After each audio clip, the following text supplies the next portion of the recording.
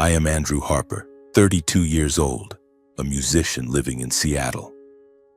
My life is like an unfinished piece of music filled with highs and lows but never quite complete. I grew up in a middle-class suburban home where my parents, James and Linda, always had sky-high expectations. For them, success meant a stable job, a hefty bank account, and a respected position in society. But for me, all I wanted was to play music. My old worn-out guitar was my companion, the place where I poured my dreams my family could never understand. My parents often compared me to David, my younger brother. David, 29, is a shining star in the finance industry. He always knew how to please everyone, earning approving nods from Dad and proud looks from Mom. I don't blame David, he's a good guy, really. But every time I heard Mom say, "Why can't you be more like David?" it felt like my heart was being squeezed.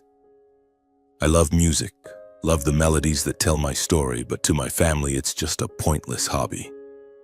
My girlfriend's name is Sarah. She's the bright spot in my life. She's 30, an accountant, living a neat and stable life. Sarah isn't the dreamy type, but she always listens to me, always smiles when I play a new song. "Andrew, you'll make it," she often says, and I believe her. Sarah is the only one who makes me feel like I'm not lost. We've been together for 2 years, and even though my life isn't easy, gigs are scarce, money is tight, she's still there holding my hand. Seattle is a beautiful city, but for me it's full of pressure. I rent a small apartment where the sound of my guitar fills the nights, mingling with the noise of traffic outside. My music career is a struggle. Small bars pay me a few bucks per gig, and record labels don't even bother replying to my emails. Some nights I sit alone, wondering if I'm chasing a dream that doesn't exist. But then Sarah will call, her voice soft over the phone, and I find a reason to keep going. I remember one evening after finishing a gig at a rundown bar. There were only a handful of scattered patrons, and the bar owner paid me $50, less than the cost of gas. I came home exhausted, but Sarah was there, carrying a pizza box and a smile. "You played great," she said, though I knew she was just trying to comfort me. We sat on the couch eating pizza, and I told her about my dream. One day I'd stand on a big stage playing music for thousands of people. Sarah held my hand, her eyes sparkling. "I believe in you, Andrew." In that moment, I felt like I could conquer the world. But deep down, I know things aren't that simple. My parents never stop reminding me that I'm wasting my time. "You're 32, Andrew," my dad said during a family dinner. "It's time you got a real job." My mom was gentler, but her words cut deeper. "Look at David. He knows how to plan for the future." I stayed silent, swallowing the pain along with a bite of steak. David sat across from me, trying to change the subject, but I knew he felt the pressure too. He's the family's pride, while I'm just an ellipsis. Thanksgiving is approaching, and I've decided to bring Sarah home to meet my family. I want them to see that I'm doing okay, that I have an amazing woman by my side. I imagine Mom smiling, Dad nodding, and maybe just once them being proud of me. But I don't know that this trip will change everything. On Thanksgiving, my parents' house in the Seattle suburbs was filled with the aroma of roasted turkey and pumpkin pie. I held Sarah's hand as we walked in, my heart brimming with hope. Sarah wore a light blue dress, her hair tied up, her smile radiant. "Don't worry, Andrew," she whispered as we stood at the door. "They'll like me." I squeezed her hand, trying to believe everything would be okay. Dinner started off cheerfully. David talked about his job, million-dollar deals, and business trips to New York. My dad nodded approvingly, my mom beamed. Sarah joined the conversation, asking David about the finance industry with genuine curiosity. I sat there trying to chime in, but every word I said seemed to be ignored. "Andrew, are you still playing guitar?" my mom asked, but her tone sounded like she was inquiring about a childish hobby. I nodded, forcing a smile. "Yeah, I'm still trying." Sarah placed her hand on mine under the table, a small gesture of comfort. After dinner, I joined Dad and David in the living room to watch TV. Sarah and my mom stayed in the kitchen cleaning up and washing dishes. I thought everything was fine until I passed by the kitchen to grab more wine.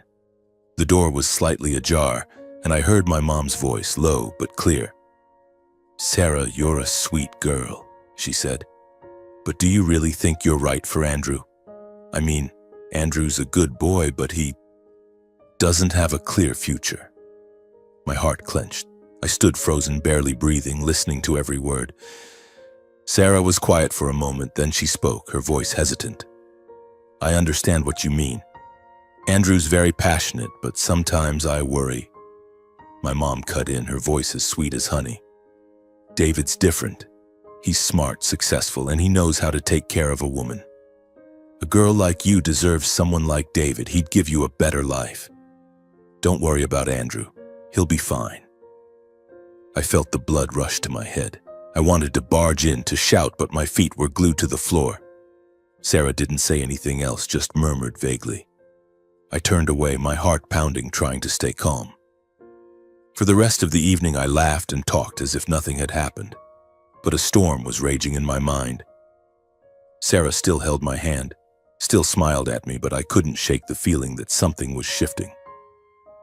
In the days following Thanksgiving, Sarah started acting differently. She canceled one date, citing a busy work schedule, then another because she was tired. She texted less, and when we did meet, she kept mentioning David. "Did you know David just got promoted?" she said, her eyes lighting up. "He's really talented." I tried to brush it off, telling myself it was just innocent admiration. But then, one evening I saw her with David. I was on my way to Sarah's favorite coffee shop to surprise her. Through the window, I saw them sitting across from each other, laughing and talking intimately. Sarah touched David's hand and he smiled, a smile I'd never seen on my brother's face. I stood there under the streetlight, feeling like the world was crumbling. I didn't go in, didn't confront them. I just turned around, walked back to my apartment, my guitar on my back, feeling heavier than ever, as if it carried all my pain. That night, I didn't sleep. I sat in my room playing sorrowful melodies, trying to make sense of what was happening. Sarah, the woman I loved, the one I trusted, was wavering. And my family, the people who were supposed to support me, were the ones pushing her away. I felt lonelier than ever, but deep inside, a fire began to burn. I wouldn't let them define me. I would prove I was worthy. I decided to leave Seattle for a place that held more promise. But before I left, I wanted to confront my parents one last time. On a rainy afternoon, I went to their house, my heart heavy. Dad was sitting in his armchair reading the newspaper. Mom was tidying up in the kitchen. "I need to talk," I said, my voice trembling but resolute.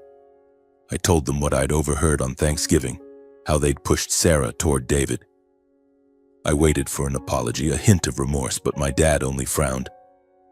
"Andrew, we just want what's best for the girl, and honestly, David is the better choice." My mom nodded, her eyes cold. "You need to grow up, Andrew.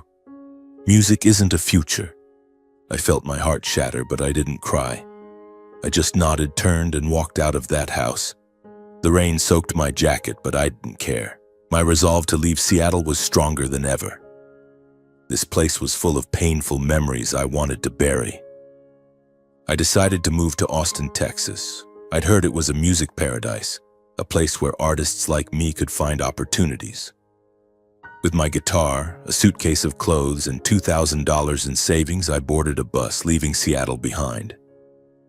As the bus rolled forward, I looked out the window, watching the buildings fade into the rain. I wasn't sure if I was running away or running toward something, but I knew I had to go. Austin greeted me with sweltering heat and the sound of blues music spilling from the streets. I felt the vibrancy here, but it also overwhelmed me.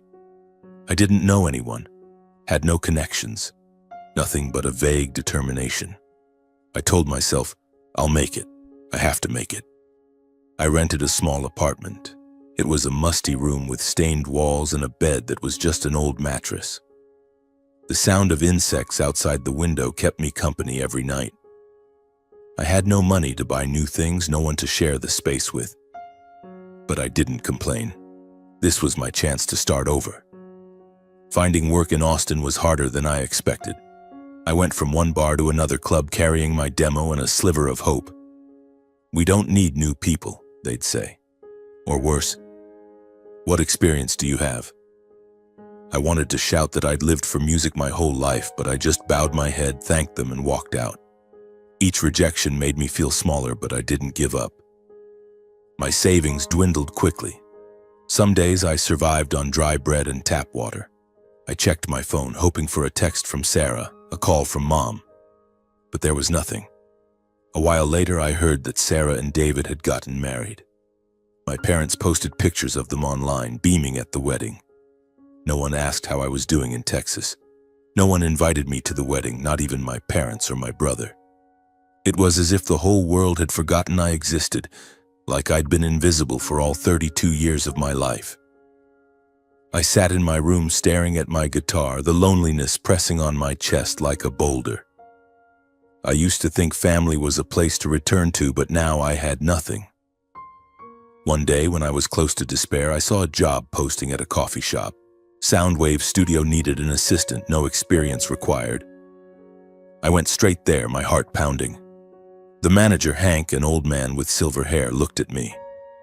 "What do you know about music?" he asked. I told him about my gigs in Seattle, about the dream I carried with me. Hank nodded. "Start tomorrow. Pays low, don't complain." The studio job was a string of long days. I mopped floors, organized equipment, made coffee, but I didn't complain. Hearing artists record made me feel alive again. Then one afternoon she walked in, Elizabeth. I vaguely recognized her, David's ex-girlfriend. I remembered a dinner years ago when David brought her home. She was radiant, talking about music, but my mom gave her a cold look and later said, "She's not good enough for you, David." I saw Elizabeth bow her head, hiding her pain. Today we met with the same pain caused by David. She approached, her brown hair messy, wearing an old t-shirt, carrying a stack of papers. "Hank, I need a studio ASAP," she said. Then she looked at me and froze. "Are you Andrew, David's brother?" I nodded, surprised. "You remember me?" She gave a sad smile. "Hard to forget that dinner. Your mom wasn't exactly fond of me." Hank introduced us. "Andrew, this is Elizabeth, music producer. Don't tick her off." Elizabeth told Hank we were acquaintances, then she looked at me, her eyes like those of someone finding a familiar face in a storm. Elizabeth and I quickly found common ground. We both loved music, both had been turned away by my family. At the studio, she taught me how to mix tracks, how to listen to every detail. "Music is emotion, Andrew," she said. "If you can't feel it, you can't do it." I admired her, not just her talent, but her resilience after what my family had done to her.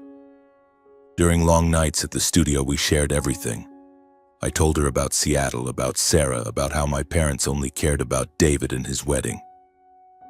"They don't call. Don't ask how I'm doing," I said, my voice bitter. Elizabeth nodded. "I get it. Your mom once told me I wasn't good enough for David, that I'd drag him down." She gave a sad laugh.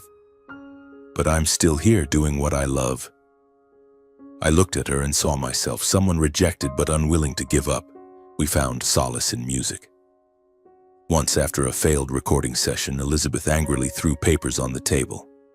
I made coffee, played an old blues track, and we sat there laughing about our mistakes.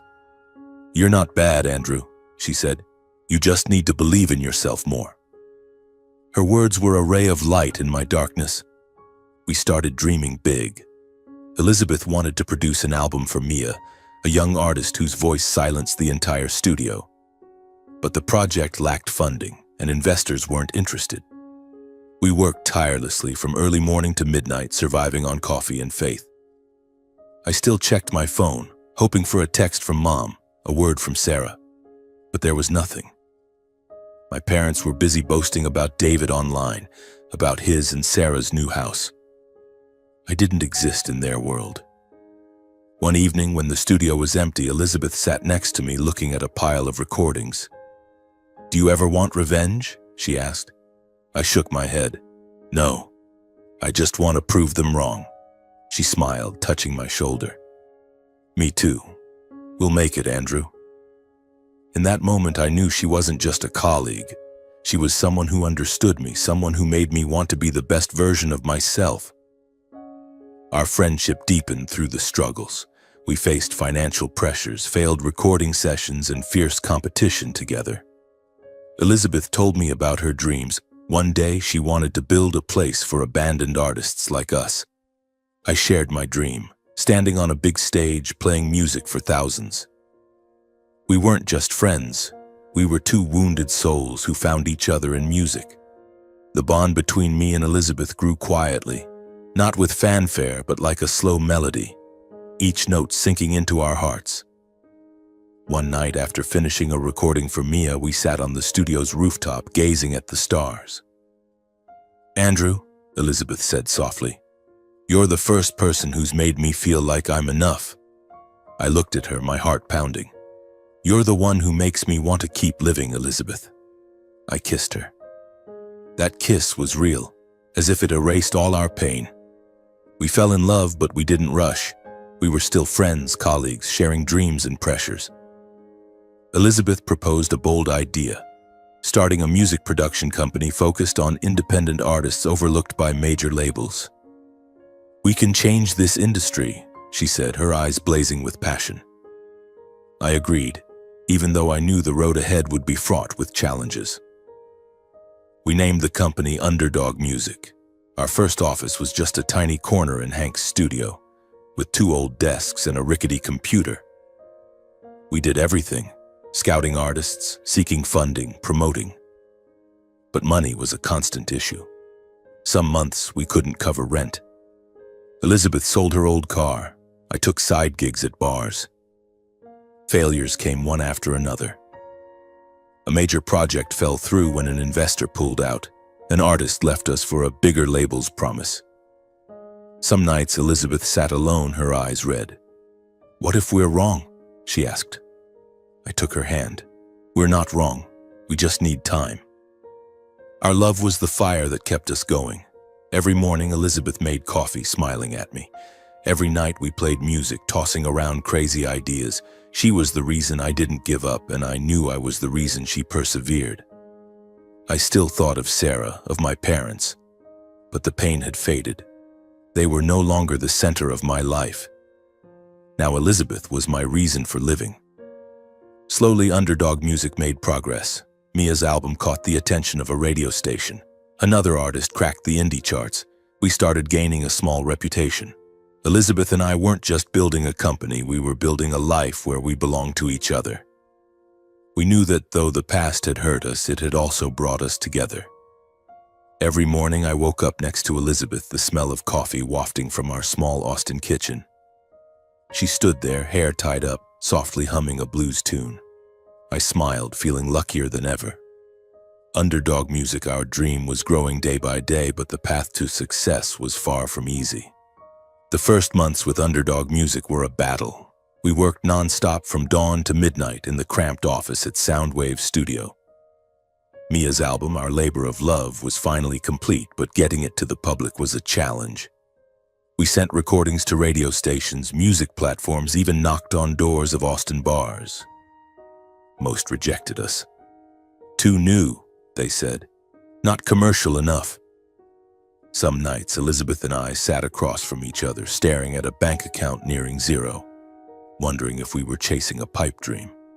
But then, a local radio station noticed Mia. They played her lead single, Broken Wings, and overnight our phones wouldn't stop ringing. Listeners requested the song relentlessly. Streaming platforms added Broken Wings to their playlists. Mia, the young girl who once trembled in the studio, became a sensation.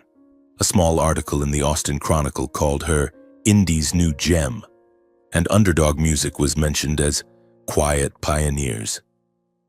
Doors began to open. Independent artists sought us out, young, talented people ignored by major labels. We signed a folk band, a street rapper, and a jazz singer with a voice like smoke. Each project was a gamble, but Elizabeth and I believed in them just as we believed in each other. We worked like mad, producing, promoting, even designing album covers to save costs. Some days I fell asleep at my desk. Elizabeth typed until her hands shook. But we didn't stop. A year later, Underdog Music moved from the corner of Hank's studio to our own office. Still small, but ours. We hung old artist posters on the walls and placed my guitar in the corner as a reminder of our journey. A national music magazine wrote about us, calling Underdog Music a fresh breeze in the industry. They interviewed Elizabeth and me, asking about our secret to success. Elizabeth laughed, squeezing my hand under the table. "We just do what we love with people we believe in," she said. I nodded, but inside I knew the truth. Our success was built on scars, on rejections, on lonely Texas nights when no one checked on me. We expanded to other cities, Dallas, Nashville, even Los Angeles. Underdog Music signed dozens of artists, and their albums climbed the indie charts. A song we produced was nominated for a Grammy in the Best New Artist category. On the night of the nomination announcement, Elizabeth and I sat in our apartment, hugging and shouting like kids. "We did it, Andrew!" she cheered, her eyes sparkling. I kissed her, feeling that every past hardship was worth it. But success didn't erase the past. I still thought about Sarah, my parents, David. I no longer checked my phone waiting for their messages, but I knew they were living their lives in Seattle. Part of me wanted them to see me now, not to boast, but to show them I'd overcome what they thought I couldn't. Elizabeth sensed it. "One day we'll face them," she said, her voice soft but firm. "Not for revenge, but for closure." I nodded, knowing she was right. Underdog Music is now a name that carries weight. We moved to a larger headquarters with modern studios and a small, dedicated team. The media praises us for our humane approach, for giving overlooked artists a chance. But for me, the greatest success is Elizabeth, the woman who stood by me through every struggle, who made me believe I was worthy of love, of dreaming. One morning, as Elizabeth and I were preparing for a major music event in Austin, a concert showcasing our new artists, Elizabeth proposed a bold idea. "We should invite your family," she said, looking straight into my eyes. "David, Sarah, your parents. Not for revenge, but to close the past." I was stunned. The thought of facing them made my heart race, but I knew she was right. I'd been running for too long. If I wanted to truly move forward, I needed to look straight at the people who had hurt me. I nodded, though my heart was heavy with anxiety. Elizabeth took my hand. "We'll do this together, Andrew." I sent invitations to my parents, David and Sarah, along with a brief note. "Underdog Music is hosting a music event in Austin. I hope you can come." I didn't expect a reply, didn't hope they'd show up. But a week later, Mom called. "Andrew," she said, her voice hesitant, "we'll be there. David and Sarah, too." I hung up, feeling both relieved and tense. They were coming, and I wasn't sure if I was ready. The day of the event arrived like a gust of wind. The Austin Grand Theater was awash in lights and music.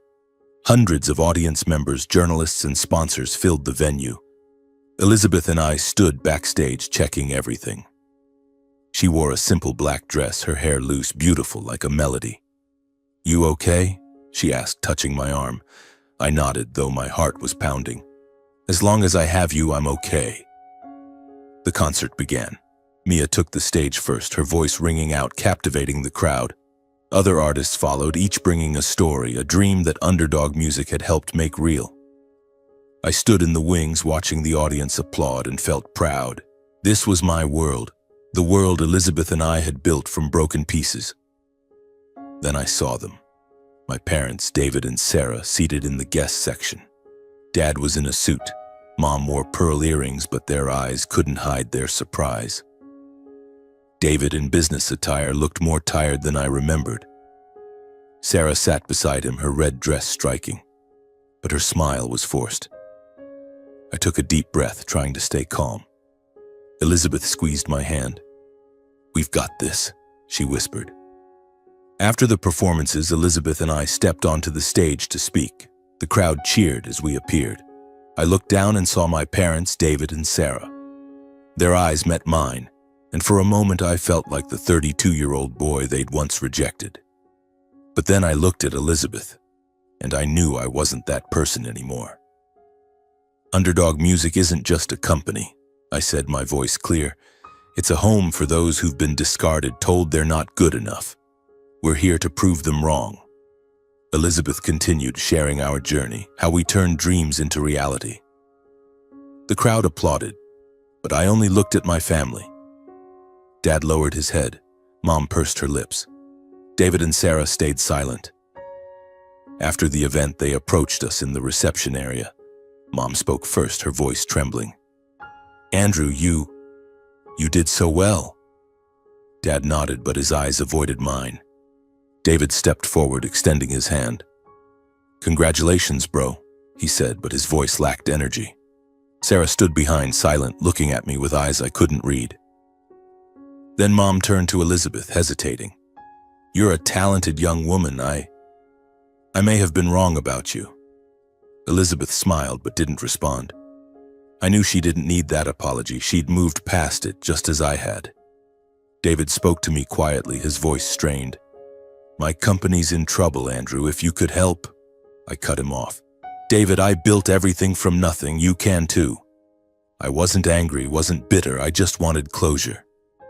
Finally, Sarah spoke, her voice soft. I'm sorry, Andrew. I was wrong. I looked at her, remembering the days we were happy. I forgive you, I said, but I don't need you anymore. She lowered her head, and I knew that was the last time we'd speak. As they left, Elizabeth and I stood under the stage lights, watching the theater empty. You okay? She asked. I pulled her into my arms, feeling lighter. I'm okay now, I said. The past was no longer a burden.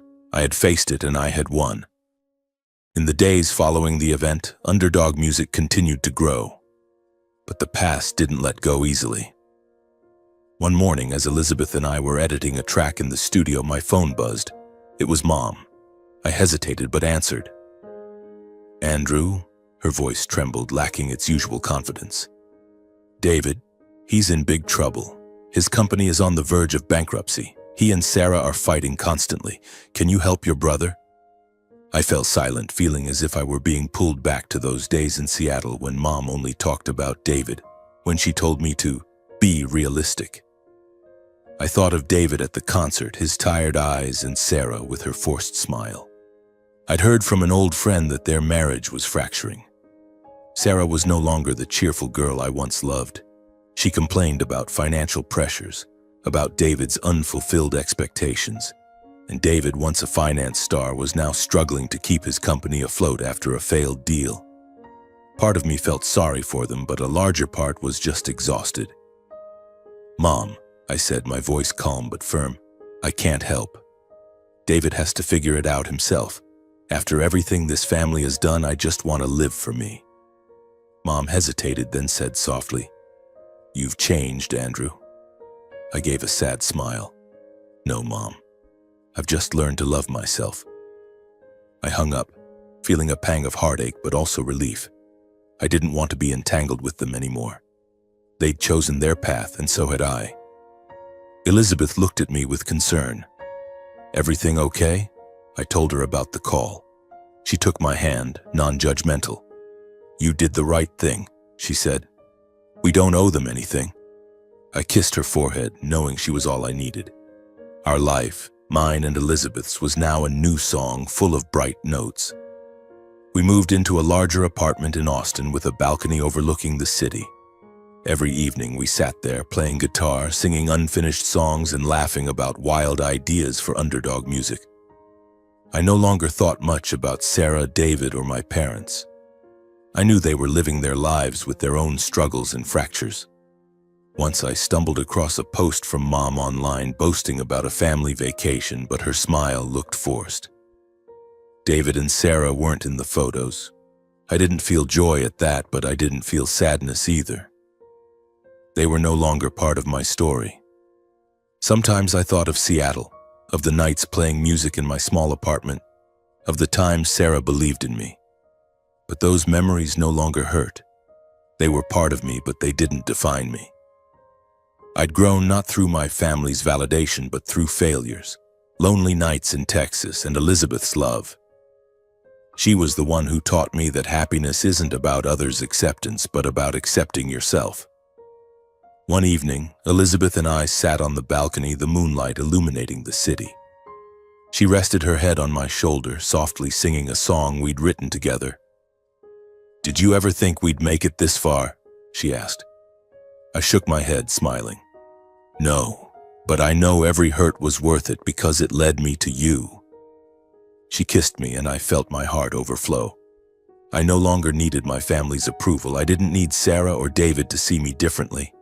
I had Elizabeth underdog music and dreams coming true. I had myself, a stronger, more peaceful and happier version than ever before. My life was now a song, imperfect but mine, and I would play it to the very last note.